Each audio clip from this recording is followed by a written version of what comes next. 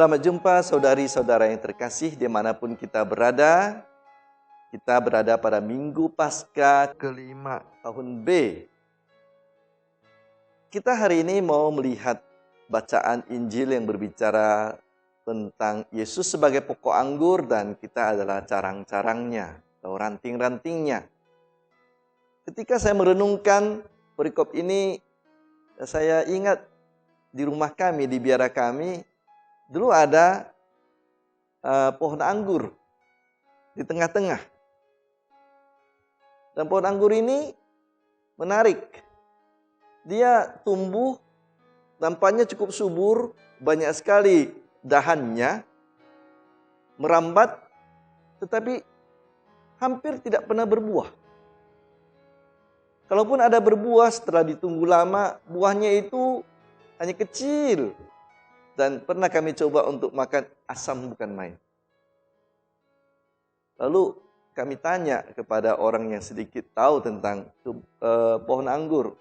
Mengapa demikian? Rupanya anggur tidak boleh dibiarkan, pohon anggur tak boleh dibiarkan tumbuh begitu terus. Untuk mendapatkan buah yang baik dan lebat, dia harus disiangi ranting-rantingnya dan daun-daunnya. Jadi harus dipotong sehingga tinggal ranting-ranting yang kecil, yang sedikit, dan itu nanti akan menumbuhkan buah yang banyak, berlimpah. Tapi ternyata pohon anggur kami akhirnya mati. Sekarang tidak ada lagi. Itu yang sebenarnya dikatakan oleh Yesus dalam perumpamaan hari ini. Ketika dia mengatakan dirinya, akulah pokok anggur dan kamu carang-carangnya atau ranting-rantingnya.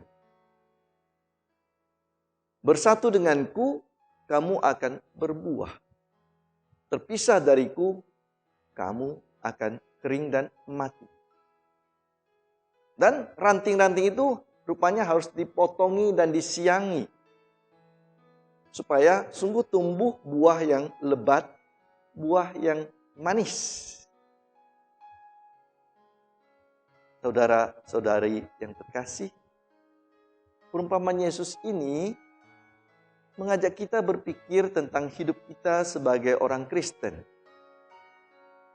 Kita adalah ranting-ranting pada pokok anggur yakni Yesus. Kapan terjadi? Ketika kita dibaptis.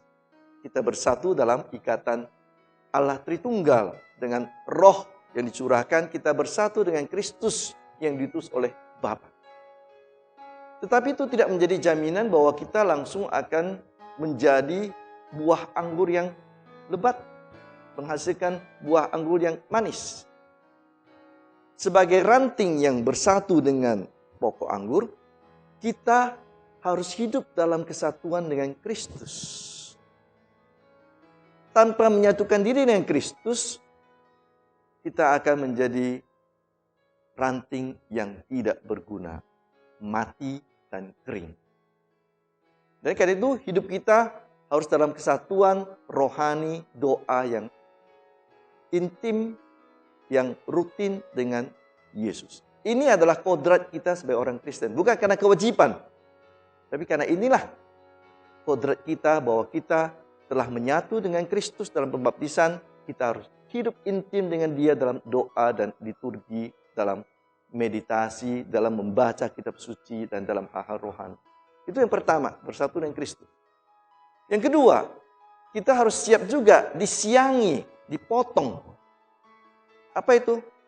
Kita harus menyatukan kehendak kita dengan kehendak Tuhan. Tidak berpikir menurut keinginan sendiri. Kita harus menyangkal diri kita, membiarkan Tuhan memotong yang tidak berguna dari hidup kita. Apa? Hawa nafsu kita, kejahatan kita, kelemahan kita, keegoisan kita harus dipotong, disiangi, supaya tinggal ranting-ranting yang bagus.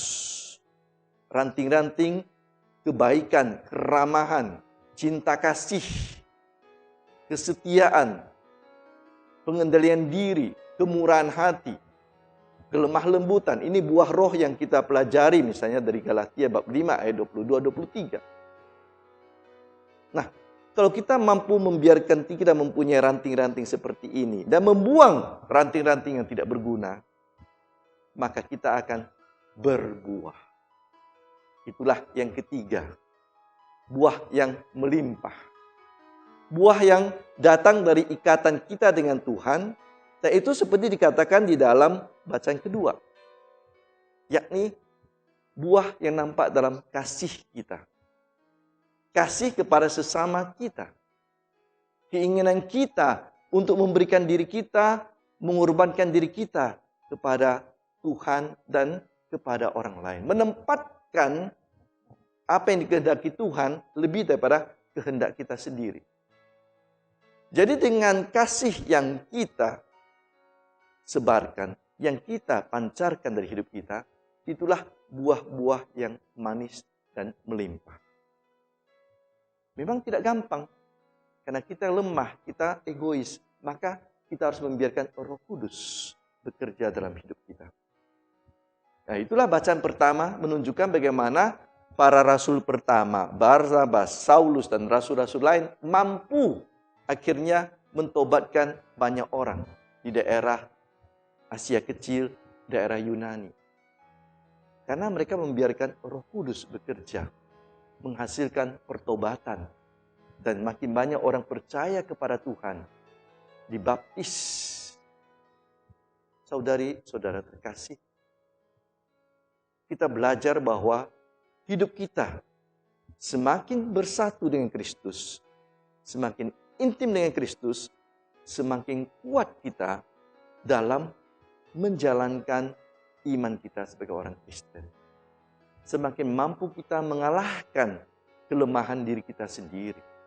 Semakin mampu kita menyebarkan apa yang indah, apa yang manis, apa yang sungguh berarti bagi sesama kita. Dan dari situlah orang yang melihat hidup kita akan memuliakan Allah Bapa di surga. Itulah kemuliaan hidup seorang Kristen, yang membawa kemuliaan Allah Bapa, yang akhirnya mendatangkan kebaikan dan kemanisan bagi sesama kita. Amin.